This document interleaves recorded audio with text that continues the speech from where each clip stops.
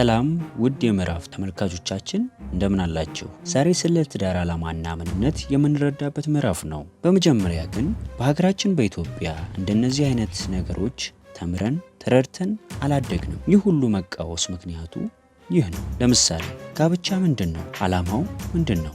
የጾታ ንጽህና እንዴት ላስጠብቅ? ከምን አይነት ሰው ጋር ህብረት ለመስረት የሚሉ ጉዳዮች ከቤተሰብ ተምረን አልተቀበልንም። ስለዚህ ነው ወጣት በብዙ ውጣ ውረድ በጉዳትና በችግር እያለፈ ህይወትን ወደ መረዳት የሚመጣው። በመንፈሳዊ ጉዳይ ስናይ ይህ ችግር ይበልጡን ያሳያል።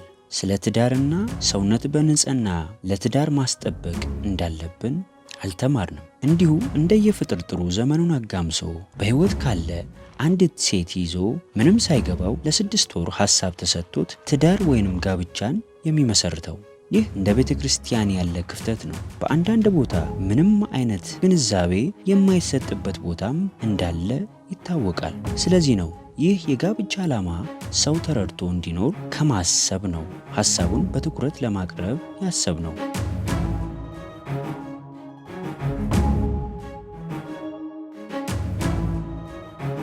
አንድ ክርስቲያን ትዳር የሚመሰረትበት ዓላማው ግቡ በትዳሩ ማንን ለመግለጥ ነው? ክርስቶስና ቤተክርስቲያን ለመግለጥ። ክርስቲያኖች ፍርድ ቤት ከቀረቡ ካየ መጀመሪያ ያገቡበትን ዓላማ ስለማያውቁ አሁን እኮ ጋብቻ ሰው ለምን እንደሚያገባው በግንኙነቱ እግዚአብሔርን አጀንዳ ለማስፈጸም ወንድ ከሴት ምን ያገኛል፣ ምን ይፈልጋል፣ ሴት ከወንድ ምን ትፈልጋለች የሚለው ሐሳብ አይደለም ጋብቻን የሚያቋቁመው። እግዚአብሔር ከጋብቻ ምን ይፈልጋል የሚለው። እግዚአብሔር ከጋብቻ የሚፈልገው ነገር ደግሞ የሚያገኘው እሱ እንደባል እሷ እንደ ሚስት ከሆነች እግዚአብሔር ቃል ራሴን ቤቴ ላይ ካልገለጽኩኝ እግዚአብሔር ከኔ ቤት የሚገኘው ነገር አያገኝ። ከሚስቴም ከቤቴም ከልጆቼም ጋር ያለው ግንኙነት ከሰጠኝ ማንነትና ኃላፊነት ጋር በቀጣይ ይገናል።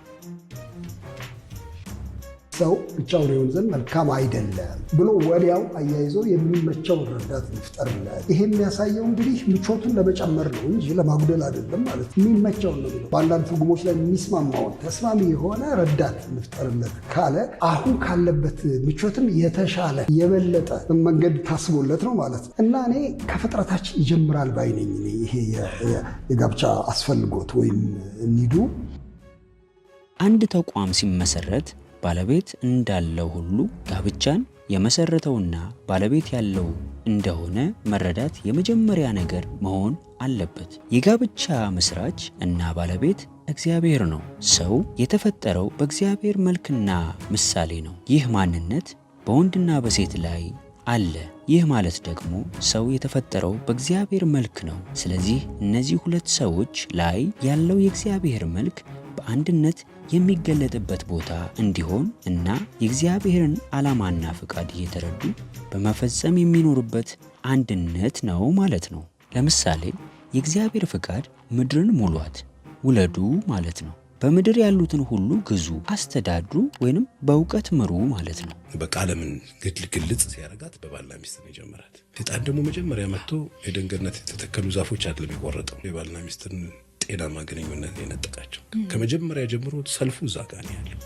ዓላማ ክርስቶስና ቤተክርስቲያንን በትዳር መጽሐፍ ቅዱስ ለማያነበው ማህበረሰብ መግለጥ ሲሆን እግረ መንገድ ግን ስትኖር የሚመጡ ነገሮች ይኖራሉ፣ ጥቅማ ጥቅሞች ይኖራሉ። ዓላማ መራባት ከሆነ ካልወለድክስ ክርስቲያን እኮ እንደሌላው ሁለተኛ አይፈቀድልህ፣ መፍታት አይፈቀድልህ፣ አትግባ እንጂ ከገባ። ስለዚህ ዓላማው እሱ አይደለም። ክርስቲያን ነን አይደል? ዩኒክ ነን አይደል? ስለዚህ እግዚአብሔር ልዩ ከሆነ ቃሉ ልዩ ከሆነ የኛ የምንኖርበት ዓላማ ለየት ያለ ነው።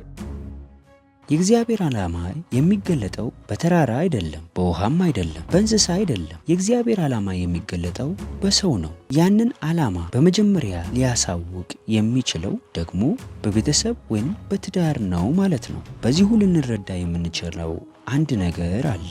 ይህም የቤተሰብ ኃላፊነት ይሆናል። ቤተሰብ የእግዚአብሔር ዓላማ ማንነት ማሳያ ነውና፣ ለምሳሌ ቁጣ እንደ እግዚአብሔር መቆጣት፣ ምክር እንደ እግዚአብሔር መምከር፣ ቅጣት እንደ እግዚአብሔር ሊሆን ይገባል ማለት ነው።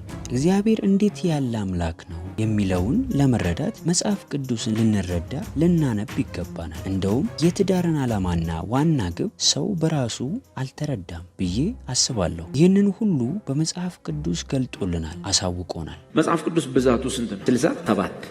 66ቱ በወረቀት ተጽፎ ያለን ይሄው። ብዙ ሰው ይሄ ብቻ ይመስለዋል። 67ኛው ኤፒስል ወይም መልእክት ግን አንደኛ በሐዋርያት እጅ የተጻፈ አይደለም፣ በጌታ እጅ የተጻፈ በሰው ሁሉ ፊት የምትነበቡ የክርስቶስ ምኖች መልእክቶች ናቸው። ዘ ኤፒስል ኦፍ ክራይስት ናቸው። የክርስቶስ ኤፒስል ወይንም መልእክት፣ ክርስቲያን ማለት በአካባቢው ላለ ማህበረሰብ የተጻፈ ምንድነው? መልእክት ነው።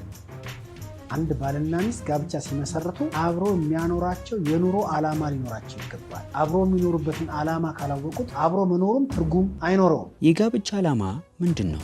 ጋብቻ ምን ማለት ነው? ጋብቻ ማለት ሁለት ተቃራኒ ጾታ የሚመሰርቱት ህብረት እና ዓላማን ተረድተው ለመፈጸም የሚጀምሩበት ስርዓት ወይንም ተቋም ነው። ዓላማ ማለት ደግሞ አንድን ክንውን መጨረሻውንና ግቡን ተረድቶ ለመፈጸም የሚጀምረው ትኩረት ያለው ጉዞ ማለት ነው። ስለዚህም በአንድ ላይ የጋብቻ ዓላማ ስንል ደግሞ ሁለት በእግዚአብሔር መልክ የተፈጠሩና የሚኖሩ ሰዎች በጋራ የሚፈጽሙት ዓላማ ወይንም ግብ በመረዳት የሚጀምሩትና የሚፈጽሙት የማያቋርጡት በምድር እስትንፋስ ወይንም ሕይወት እስካላቸው ድረስ የሚኖሩበት ህብረት ነው። ጋብቻ ክቡር፣ ጋብቻ ጠላት አለበት። ሰይጣን የእግዚአብሔርን መልክ አይወድ። የእግዚአብሔርን መልክ ባየበት ነው ማጥፋት የሚፈልግ። የእግዚአብሔር መልክ ከሚታይበት አንዱ ቦታ ሜሬጅ ነው። ምክንያቱም የስላሴ አደራረግ አኗኗርን ታዩት፣ ሃይራርኪውን ብታዩት ከሜሬጅ መልክ ጋር አንድ ነው። ኢየሱስ ክርስቶስ እግዚአብሔርን ላከብር እመጣለሁ። አዲስ ኪዳን ላይ ደግሞ ይመጣል ሐዋርያ ጳውሎስ ለኛ ሲጽፍልን ሚስት ባሏ ታክብር ይላል። ኢየሱስ ክርስቶስ ለእግዚአብሔር ፈቃድ ሰሚት አድርጓል። በዚያ የስላሴ መልክ። ስለዚህ የክርስቶስ መልክ ነው ማኒፌስት የሚሆንበት። ሰይጣን ደግሞ የክርስቶስ መልክ በሚታይበት ቦታ በሙሉ ያንን መልክ ለማጥፋት ሌትና ቀን ይሰራል። ስለዚህ የእግዚአብሔር መልክ የሚታይበት ቦታ ነው። ለምሳሌ ያክል የክርስቶስንና የቤተ ክርስቲያንን መልክ ለማንጸባረቅ በመቀጠል የእግዚአብሔርን ፍቃድ የሚፈጽሙበት ተቋም፣ ትውልድን በዓላማ ለመቅረጽ የሚሰራበት ቦታ። ጋብቻ የሁለት ሰዎች አንድ ዓላማ የሚጸናበት ቦታ ነው። ለእግዚአብሔር ፍቃድና ለሰው ደስታ የተመሰረተ ህብረት ነው። ሀገር ላይ ያለው እንቅስቃሴ ትውልድ መሬት ላይ ያለው ነገር ሁሉ የሚጠበቀው በዚህ። ይህንን የሚያስጠብቀው አካል ኬት ነው የመጣው ካልሽ ከቤት። ቤት ጋር ፕሮብሌም ከተፈጠረ ግን ማህበረሰብ ጋር ይፈጠራል። ማህበረሰብ ከዛ ሀገር ከዛ ሀጉር እያለ የምታየውን ቆሻሻ ዓለም ፈጥሮ ቁጭ ይላል። የእግዚአብሔር ፕላን ይሄ አይደል። እዚህ እዛ ጋር የተሰጠበት ዓላማ ያው አንደኛ እግዚአብሔርን ለማክበር፣ ሁለተኛ ለሰዎች ለራሳቸው ጥቅም። ብቻሽን ከምትሆኝ ከባልሽ ጋር መሆንሽ በጣም እኮ አሪፍ ነገር ነው። በጣም እኮ ነው የሚመቸው።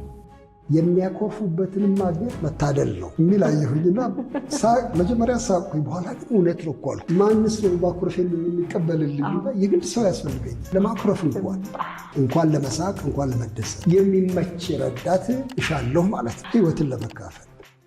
በእግዚአብሔር ቃል የጋብቻ ምንነትን የጋብቻን ዓላማ ካሰብ ነው ዓላማውንም የማይፈጽሙ ይሆናሉ። ይበል ልጅም እንኳን ቢወልዱ ልጅ አላቸው ሊባል ይችላል። ልጅን ግን ለማሳደግ በእግዚአብሔር መንግስት ስርዓት ግን ሰዎች ረክተው የእግዚአብሔር ነገር ይዘው የትኛውን ቤት ውስጥ እግዚአብሔር የሚሰጣቸው ህይወታቸው እያደገ እግዚአብሔር የሚፈልገውን ቤተሰብ መስረት ይችላሉ። የተሳካ የጋብቻ መርህ ኤፌሶን ምዕራፍ 5 ቁጥር 22 ላይ ይነግረናል። ሴቶች ለወንዶች ተገዙ፣ ወንዶች ሴቶችን ውደዱ ወይንም ሚስቶችን ውደዱ ይለናል። በዚህ አይነት የጋብቻ መርህ መሄድ ለእግዚአብሔር የሚመቸውንና የሚወደውን ህይወት ይመክረናል። ብዙዎች በህይወታቸው ለምንድን ነው የምኖረው የሚለውን ጥያቄ ራሳቸው ከመጠየቃቸው ይልቅ እንዴት ነው የምኖረው ብለው የሚጠይቁ። እንዴት ነው የምኖረው የሚለውን የሚመልስልን ለምንድን ነው የምኖረው ስንመልስ ነው። ለምን የሚለውን ጥያቄ መልሳችን ህይወትን በጣም ቀለል ያደርገዋል። ሁለት ሰዎች ለምን አብረው እንዳሉ ካላወቁ እንዴት አብረው እንደሚኖሩም አያውቁ። ብዙዎች በጋብቻ መካከል የሚጣሉት እንዴት አብረው መኖር እንዳለባቸው ስለማያውቁ፣ አኗኗራቸው እንዴት መሆን እንዳለበት ስለማይረዱትና ስለማያውቁት ህይወቱ ትርጉም አያገኝ። መንገድ ትርጉም የሚኖረው መድረሻው ሲታወቅ ነው ይባላል። አንድ ባልና ሚስት በጋብቻ አብረው የሚኖሩ ስለሚዋደዱ ነው። ጋብቻ ግን ከመዋደድ ያለፈ ምክንያት ይጠይቃል። ዛሬ ስለ ጋብቻ ዓላማ ይህንን ያህል ካልን በቀጣይ ለወጣቶችና እንደኔ ላሉ ለህይወት እጅግ የሚጠቅሙ ጉዳዮች ላይ በበለጠ እንረዳለን። እስካሁን ድረስ ስለተከታተላችሁን እናመሰግናለን። ቻው። ይህንን ቻናል ሰብስክራይብ፣ ላይክ እና ሼር ማድረግ እንዳይረሳ። ለምትወዷቸው ይጠቅሟቸዋል ለምትሉ ሁሉ እንዲያጋሩ ብለን እናሳስባለን። ይህንን ሁሉ ስለሚያደርጉ ደግሞ እናመሰግናለን።